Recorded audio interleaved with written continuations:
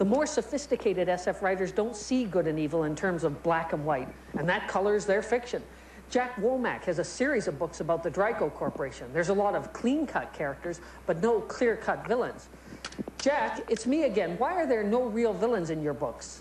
It's basically because there are very few characters throughout history and throughout contemporary society that you could say were truly evil. I mean, I would think you'd say Hitler, a few others. But most people, even when they do bad things, it's always a very gray area. Someone might wind up doing a very terrible thing, but for what they believe and what more than one person believes might be a very good principle.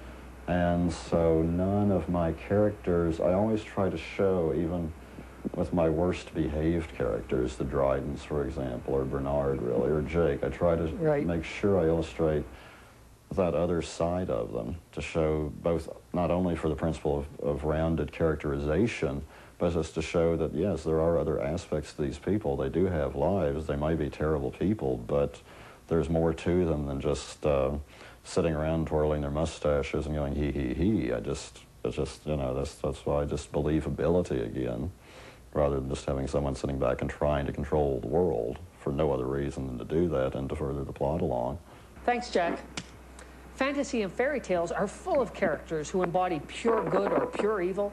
Fantasy writer Charles DeLint takes such characters and sets them roaming in the modern world. Imagine Bilbo Baggins on the Bank Street bus. First we take Middle-earth, then we take Berlin.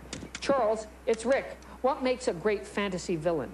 I think that the best villains in any kind of writing are the ones that are believable. They're not one-dimensional. They're not just out to rule the world for the sake of ruling the world. You know, they have reasons for everything. You know, you can see the psychological reasons, the sociological reasons behind it. Even if it's in a made-up fantasy world, you should develop your society or whatever in that world so that it works, so that that villain will work for that whatever reasons you want it to. Just to have the bad wizard for the sake of being a bad wizard, to me, it's pointless, you know. And I've been as guilty of that in some of my earlier work as well. Obviously, it's something that's a traditional part almost of fantasy. Of all the curiosities here I've seen, none have surprised me more than this. The place!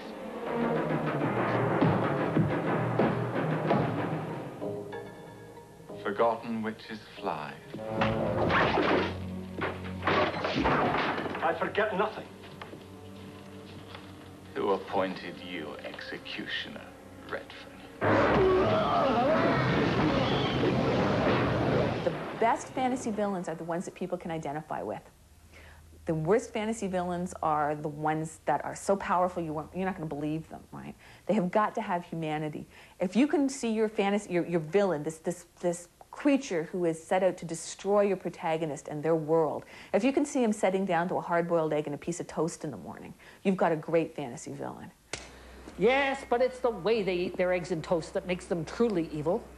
The new realistic villains reflect the maturing of speculative fiction in comics. What's interesting is not time travel or X-ray vision or invisibility. It's what people do with it and why. One comic creator who shares my disdain for shallow heroes and villains is Ty Templeton. Ty, old man, it's Commander Rick. Who's your favorite comic book villain these days? Probably Luthor in Superman, primarily because the way they've played him for the last year is he is not so much the villain, but the personification of corporate America. And that in the recent issues, now that Luthor's dead, they have this thing where the fact that he's dead is totally screwing up the economy of Metropolis because he's not there to run the company anymore. And as a result, this message is, as evil as he is, we need him. I think it's a rather nice little touch that this villain is the head of a multinational corporation that essentially holds the economy of Metropolis together. There was a great line in This Month's Superman, actually, in which one of the characters says, now that Luthor's dead, Metropolis may end up as squalid as Gotham City. I thought that was kind of cool. Yeah, the new Luthor is an improvement over Mr. Hair Loss, but I still like the Joker the best. Batman and the Joker is a very specific situation. I think the reason the Joker is versus Batman is probably the classic villain-hero thing is because Batman is a personification, an icon for order, if you will. What caused him to become Batman is he watched his parents killed in front of his very eyes when he was 5 years old.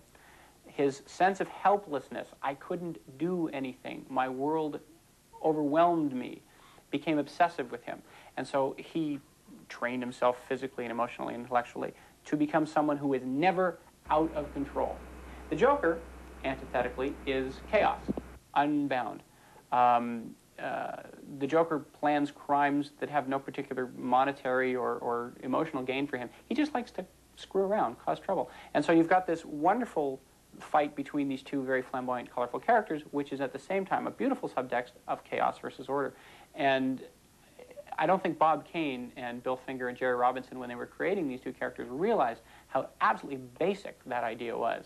But later authors have worked on it and turned it into one of the great struggles in literature. Have a little whiff of my potency.